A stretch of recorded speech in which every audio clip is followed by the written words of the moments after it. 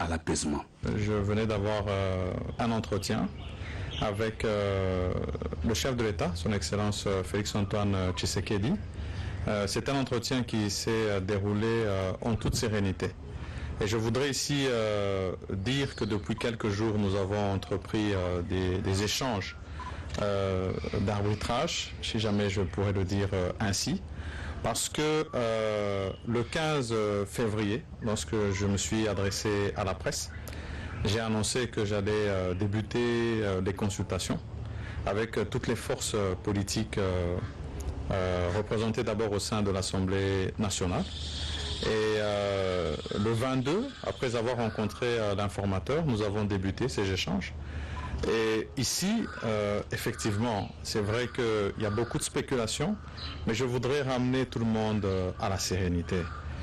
Nous avons rencontré tous ces regroupements. Ça a pris à peu près 9 jours avec les regroupements politiques. Et tous ont réaffirmé leur soutien à l'Union sacrée de la nation. Nous avons donné les conditions pour participer au gouvernement. Et nous avons reçu les propositions en termes non seulement d'enrichissement au programme du gouvernement, mais aussi de participation au gouvernement de l'Union sacrée de la nation que j'aurai l'honneur de diriger. Et après cela, bien sûr, c'est place à ces échanges pour pouvoir arriver à ce gouvernement. Non seulement inclusif, parce que nous avons parlé de ce caractère-là, mais aussi et quand on parle d'inclusivité, ça veut dire qu'on parle de géopolitique, on parle de la participation de toutes les forces politiques. Et aujourd'hui, nous en avons plusieurs qui ont adhéré à l'Union sacrée de la nation. Mais on a aussi évoqué d'autres critères. C'était de dire que nous aurions voulu voir participer la société civile. Nous voudrons aussi que nous puissions avoir un certain taux en termes de participation féminine et de la jeunesse. Et donc, quand vous prenez tous ces éléments mis ensemble, vous comprenez que cela demande qu'on puisse faire un travail méticuleux. C'est vrai que nous comprenons l'urgence de la sortie du gouvernement, mais il ne faudrait pas confondre urgence et précipitation. Nous sommes convaincus que avec la collaboration de toutes les forces politiques, et là aussi je voudrais rassurer tout le monde que tous ces échanges ont été faits avec chacune d'entre elles, et que par la suite, lorsque nous avons poursuivi les échanges avec eux, dans un cadre un peu plus restreint, toutes ont réaffirmé leur soutien et leur engagement à participer au gouvernement, contrairement peut-être à certaines rumeurs qui peuvent avoir lieu sur la place publique. Donc ici, place à la sérénité, place au travail, sans précipitation, pour arriver à un gouvernement consensuel en tenant compte de tous les éléments que j'ai donnés. Là-dessus, d'abord, j'avais annoncé que nous devrions être présents au niveau du Parlement dès la rentrée parlementaire. La rentrée parlementaire s'est faite le 15 et nous savons qu'il y a encore des petits travaux qui se font dans l'élaboration du calendrier du Parlement. Et nous mettons ce temps à profit pour peaufiner justement ce gouvernement consensuel que nous voulons avoir. Et donc nous espérons vraiment que dans les prochains jours qui viennent, nous serons en mesure de nous présenter au Parlement, non seulement avec le gouvernement, mais avec un programme de gouvernement enrichi par toutes ces forces vives de la nation que nous avons reçues. Vous le savez, le drapeau tanzanien est en berne depuis ce jeudi matin, après le décès hier du président John Magufuli des suites des complications cardiaques. Le président de la République et président en exercice de l'Union africaine, Félix Antoine Tshisekedi, salue la mémoire d'un solide partenaire qui a fièrement défendu l'indépendance du continent africain. Il portait le surnom de Tinga Tinga, entendait le bulldozer, très certainement pour sa rigueur. John Pombe Magufuli, président de la Tanzanie, est décédé ce mercredi à l'âge de 61 ans, de suite d'une complication cardiaque, a annoncé la vice-présidente Samia Suluhu Hassan dans un message télévisé. Élu une première fois en 2015, John Magufuli a été réélu en octobre dernier après un premier mandat marqué par de nombreux projets d'infrastructure ainsi que la renégociation de contrats miniers. L'annonce de ce décès a ému plusieurs de ses pairs africains et du monde.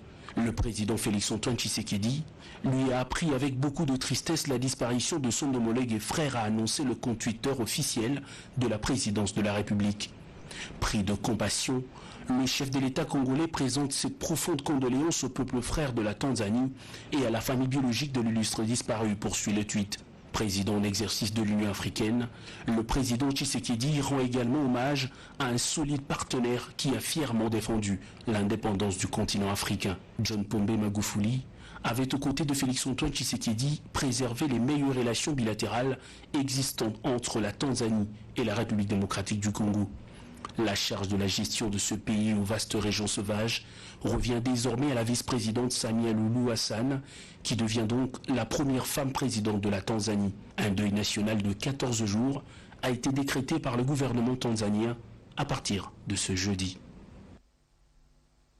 La présidence pour la Chambre basse du Parlement, le président de cette institution, Christophe Mbosso Koudiapwanga, a rencontré le cardinal Fridolin Ambongo. Il est allé solliciter l'accompagnement de l'Église catholique durant son mandat à la tête de la dite institution.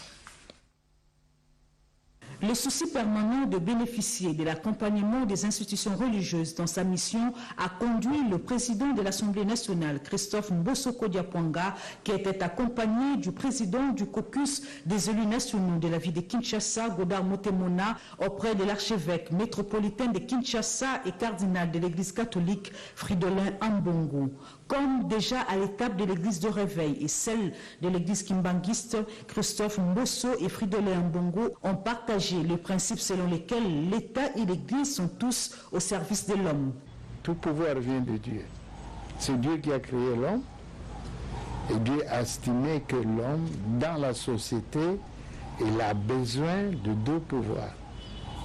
Il a besoin d'un pouvoir spirituel, ceux qui doivent nourrir son âme, et ceux qui doivent nourrir son corps, donc ce pouvoir temporel-là. Il y a l'État et il y a l'Église. Satisfait de cette visite, le cardinal Fridolin Ambongo a salué l'initiative du speaker de la Chambre basse du Parlement, car sa charge politique ne l'empêchera pas d'agir comme fidèle catholique.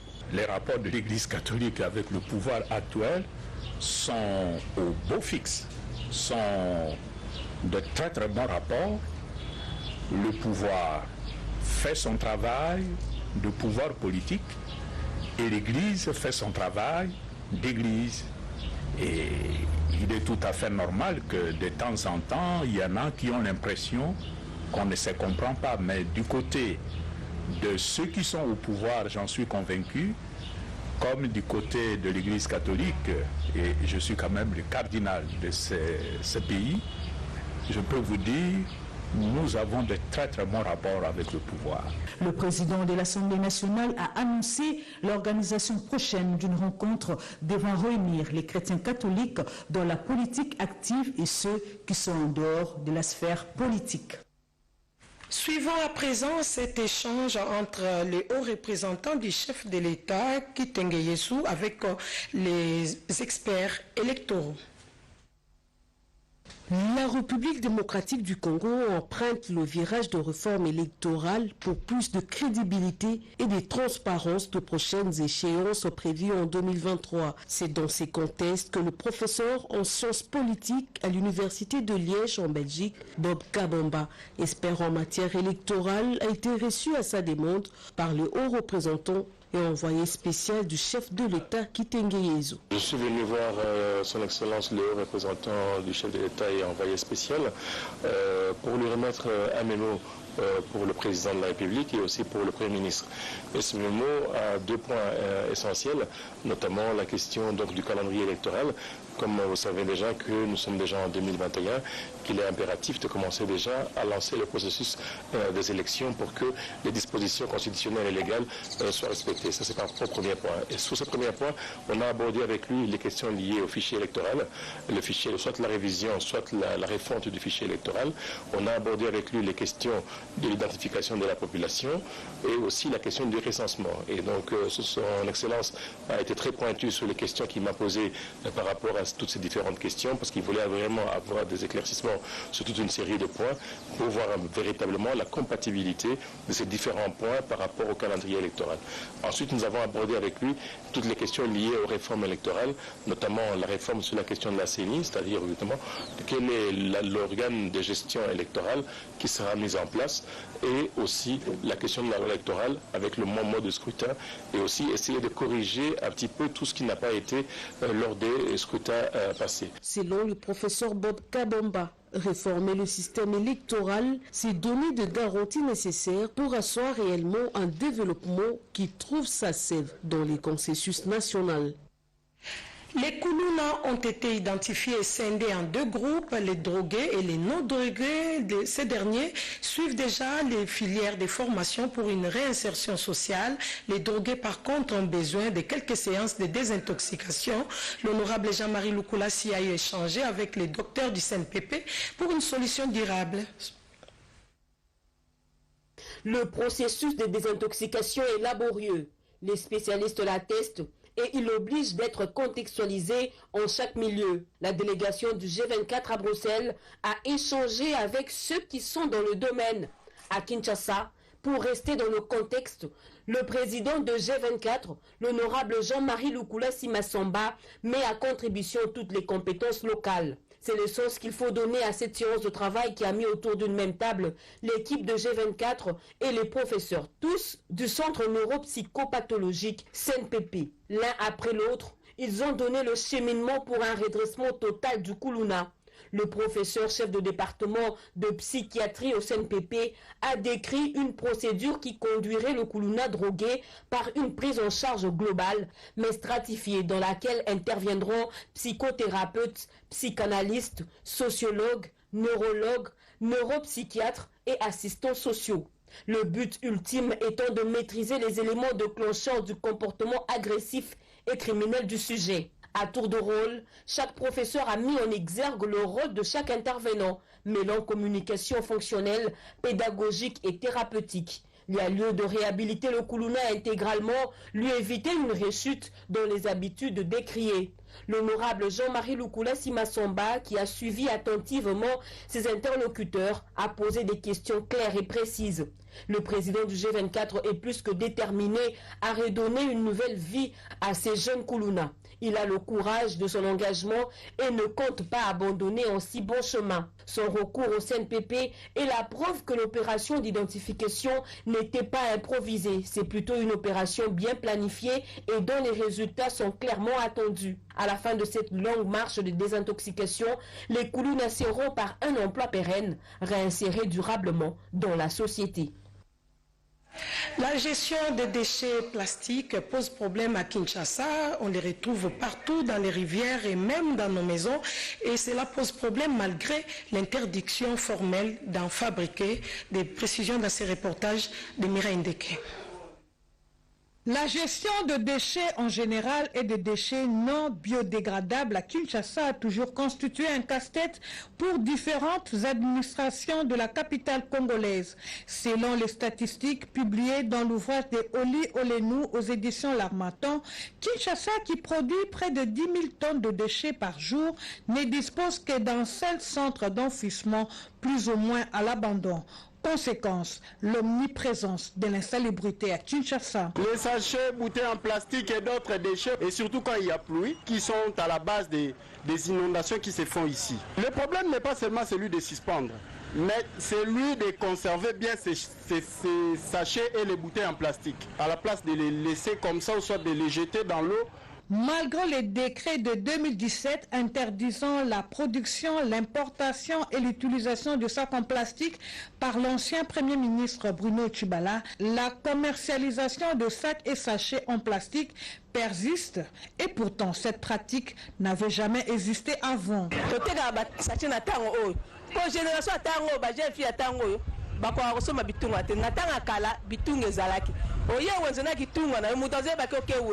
Memuda sikoyo azoya kaka maboko pamba aye osoma sache na wenzi.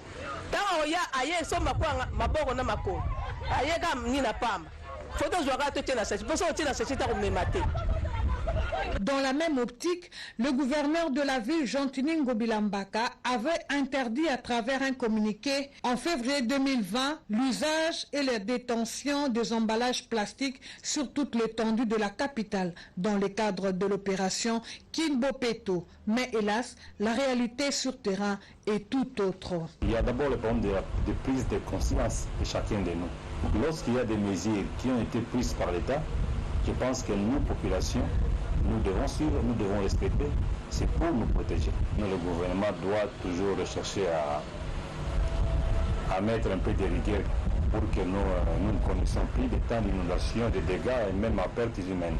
À côté de cette salubrité s'ajoutent les maladies de mains sales et le paludisme. La population est face à un danger permanent. La gestion de déchets plastiques pose problème et reste l'un des enjeux économiques à Kinshasa. La RDC doit se doter d'un système de gestion de ces ordures et le plus vite serait le mieux pour lutter contre l'insalubrité et autres maladies. Le ministre tunisien des Affaires étrangères arrive bientôt à Kinshasa avec une forte délégation d'investisseurs et opérateurs économiques. L'ambassadeur tunisien en poste à Kinshasa a rencontré la ministre d'État, ministre des Affaires étrangères, pour lui donner des précisions. Et juste après, la ministre Marie Toumbanzeza est allée se faire enregistrer dans les registres des condoléances de l'ambassade du Cameroun. Othman Gerandi, ministre tunisien des Affaires étrangères, attendu ce lundi 22 mars à Kinshasa. Nouvelle annoncée et transmise à la ministre d'État, ministre des Affaires étrangères, Marie Toumbanzeza, par l'ambassadeur tunisien Bouzekri Rmili. Pour les diplomates tunisiens, la visite du ministre tunisien des Affaires étrangères, Othman Gerandi, marque un tournant historique dans les relations de coopération entre Kinshasa et Tunis, car cela fait bien des décennies qu'un membre de l'exécutif national tunisien foule les sols congolais. Selon les l'émissaire tunisien, Othman Gerandi, sera porteur d'un message de son président au chef de l'État de la République démocratique du Congo, Félix-Antoine Tshisekedi. Il sera également à la tête d'une forte délégation composée de 52 investisseurs et opérateurs économiques, a-t-il souligné. Adoum Gargoum, ministre camerounais, délégué auprès du ministre des Relations extérieures, est décédé le 8 mars dernier des suites d'une courte maladie. La République démocratique du Congo, à travers sa chef de la diplomatie, a compati à ces malheurs qui vient de frapper ses pays frères. Marie Toumbanzeza est allée signer ce matin les registres de condoléances à l'ambassade du Cameroun à Kinshasa. Je suis venu parce que je représente le président de la République. Je parle aussi au nom du gouvernement et du peuple congolais. Je suis donc venu présenter cette sympathie au peuple camerounais frère, parce qu'il vient de perdre une personnalité importante et qu'il est bon que dans ces moments-là, on puisse manifester notre solidarité les uns vis-à-vis des autres. Né le 7 août 1954 à Koussen, dans la région de l'extrême nord du Cameroun, Adoum Gargoum est diplômé de l'École nationale d'administration et de magistrature. Il a fait ses études universitaires à la faculté des droits de l'université de Yaoundé. Il a été ministre des Relations extérieures pendant plusieurs années jusqu'à ce que l'irréparable arrive.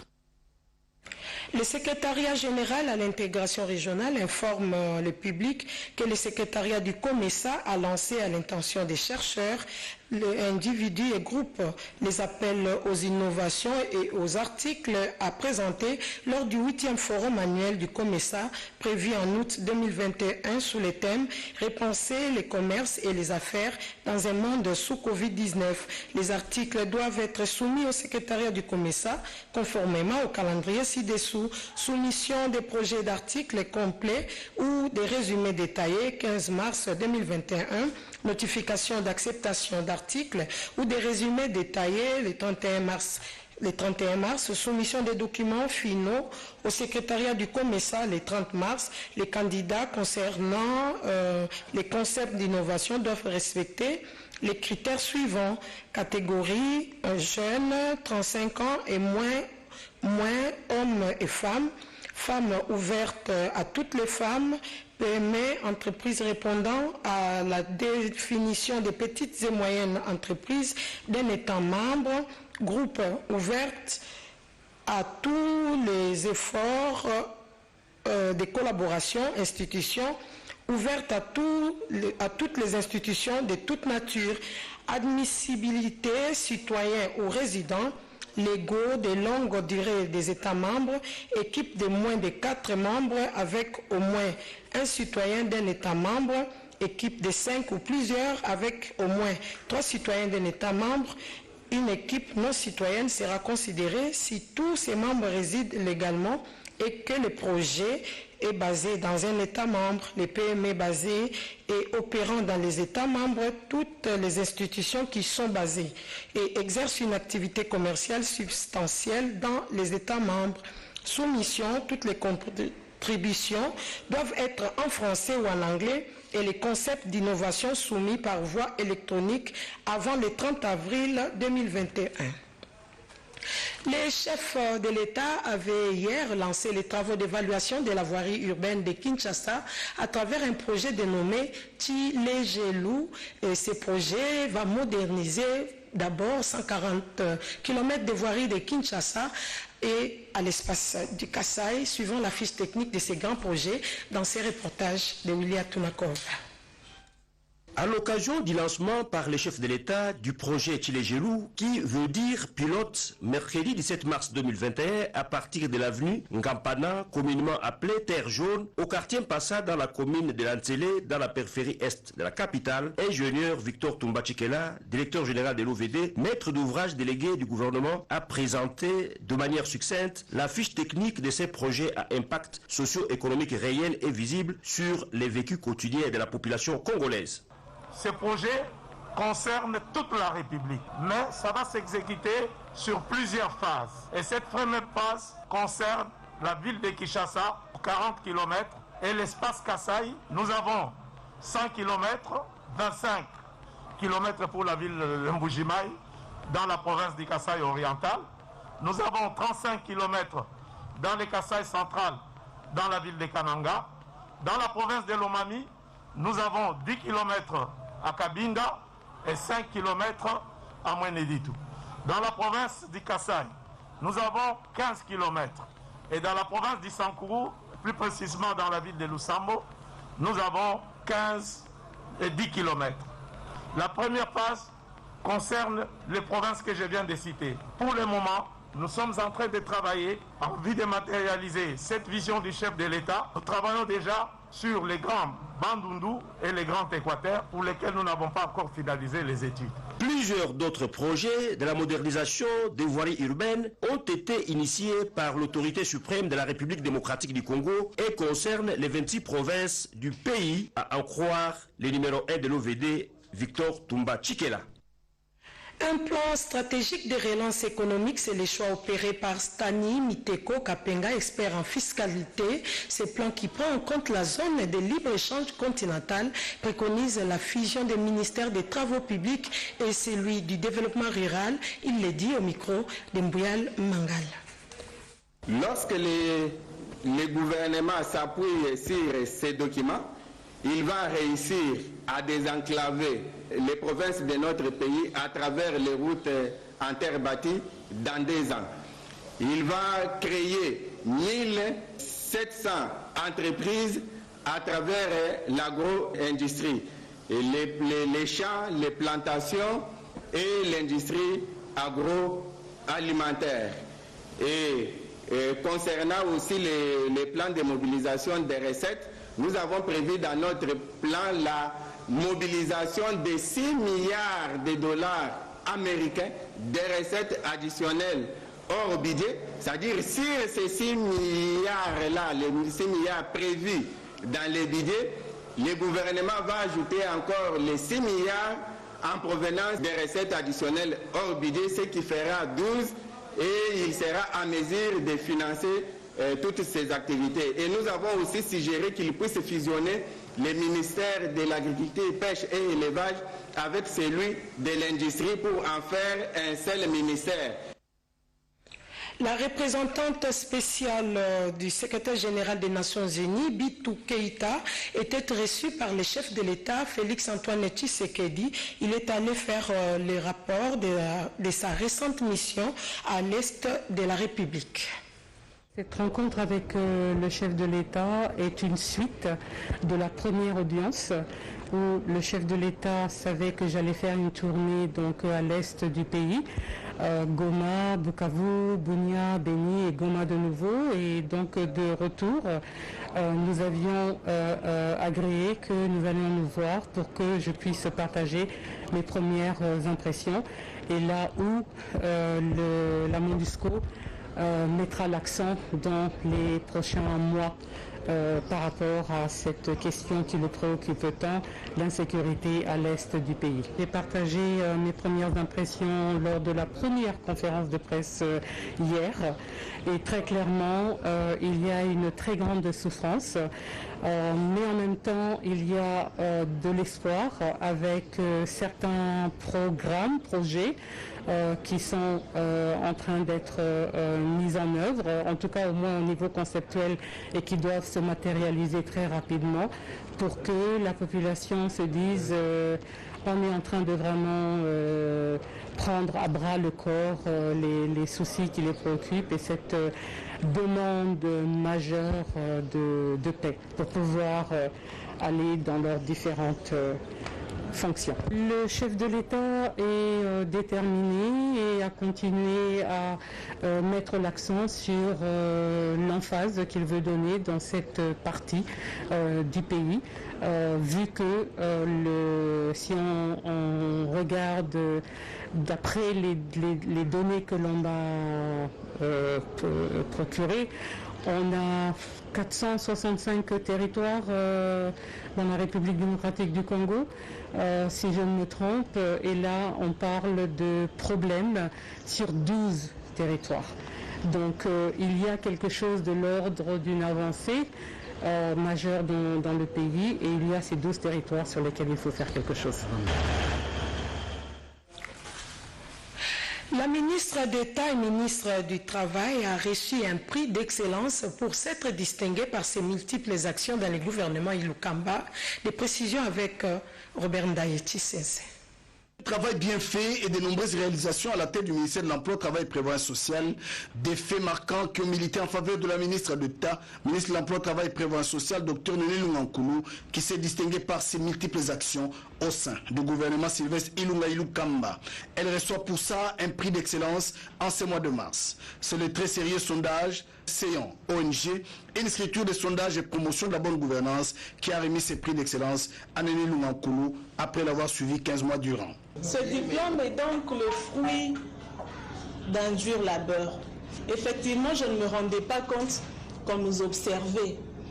On était parfois pris par les acclamations, parfois par les critiques. On ne pouvait pas s'imaginer que du fin fond de la République, on nous suivait.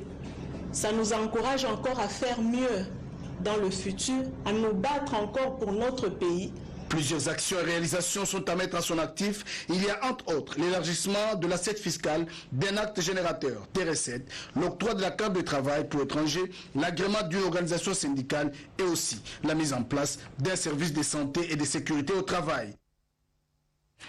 Les femmes qui ne savent pas où se plaindre en cas de violences sexuelles peuvent se faire enregistrer à la Commission nationale des droits de l'homme qui peut les orienter.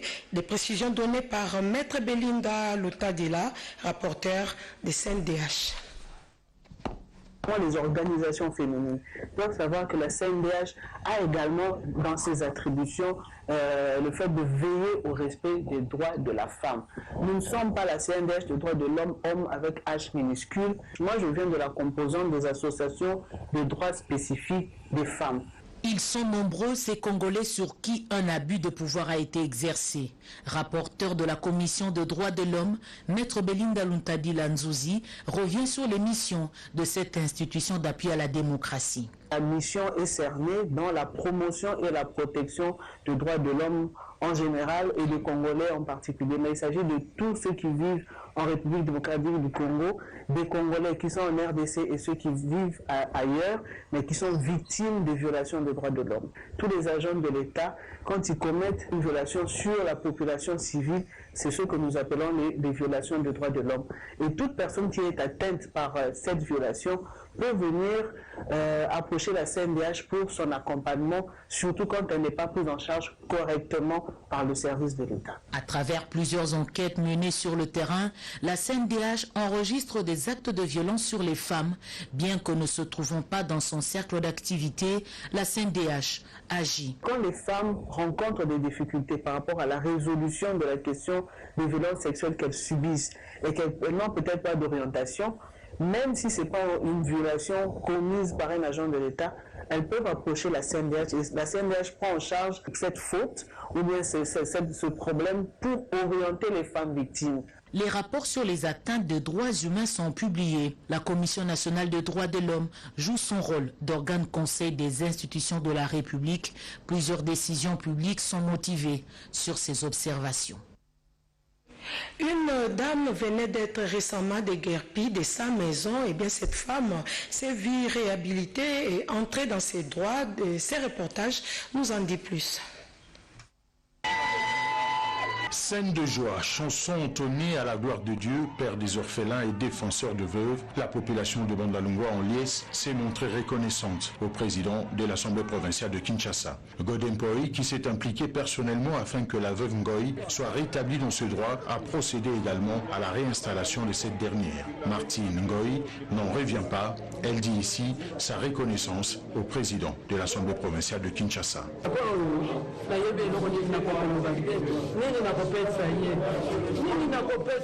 Je ne sais quoi dire, quoi donner à Godin Poi.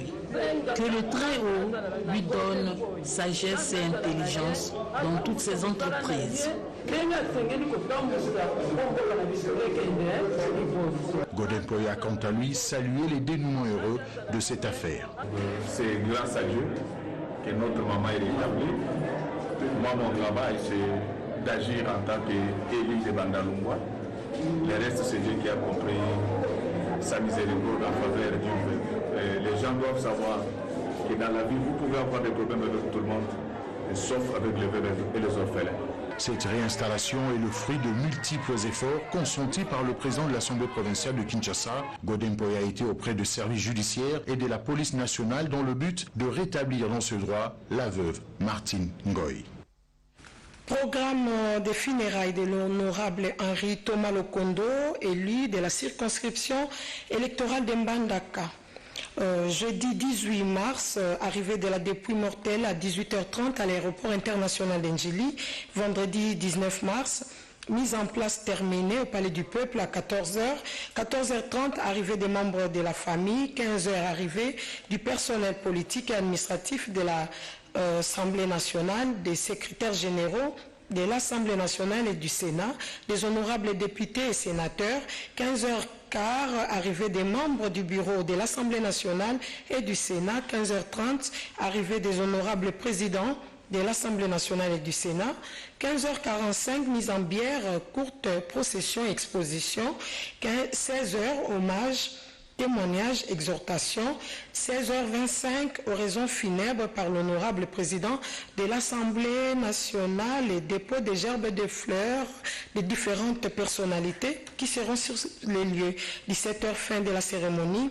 Réadmission du corps de l'illustre disparu dans la morgue du cinquantenaire. Et puis le samedi 20 mars, à 7h, levée du corps et départ de la délégation pour Mbandaka. Arrivée à Mbandaka et accueil par les autorités provinciales. Il faut voir le programme au niveau local. Dimanche 21 mars, inhumation, et lundi 22 mars, retour des membres de la délégation à Kinshasa. La grande famille Antoine Alphonse Kaissou, maman Marthe Tshisekedi Kassalou, ses frères et sœurs, cousins et cousines, ainsi que toute la famille, son Excellence Félix Antoine Tshisekedi Chilombo, M. Kaissou, velu Antoine et le fils les fils et filles Chikunku annoncent les décès survenus ce vendredi 12 mars 2021 au centre hospitalier HJ de leurs neveux, cousins, oncles, grands-pères et pères, M. Fernand Chikunku Kalunga. Les programmes des funérailles dans le strict respect des instructions officielles dues au coronavirus se présentent comme suit. Lundi 18 mars, de 17h à 20h, recueillement au domicile familial 6 rue Kananga, numéro 1, commune de Lemba, cité Salongo, référence avenue Biangala, Salongo terminus, entrée Moussoualo. Vendredi 19 mars, 9h, levée du corps et hommage à la morgue de l'hôpital du Cinquantenaire. 11h30, célébration eucharistique à la cathédrale Notre-Dame du Congo. Après la messe et l'inhumation au cimetière de Nécropole entre terre et ciel. 16h, bain de consolation au domicile familial. Ce communiqué tient lieu de faire part pour la famille Antoine Kaïssou Vuelo. Voilà, mesdames et messieurs, c'est par ces quelques communiqués nécrologiques que nous mettons un point final à ce journal. Merci de l'avoir suivi de partout où vous vous trouvez. Ce journal a été coordonné par Mira Ndeke et réalisé par Chimène Dondo avec le concours rédactionnel de Mami Kadima. Le prochain journal, tout à l'heure. Encore une fois, merci de votre humble attention. Bonsoir chez vous.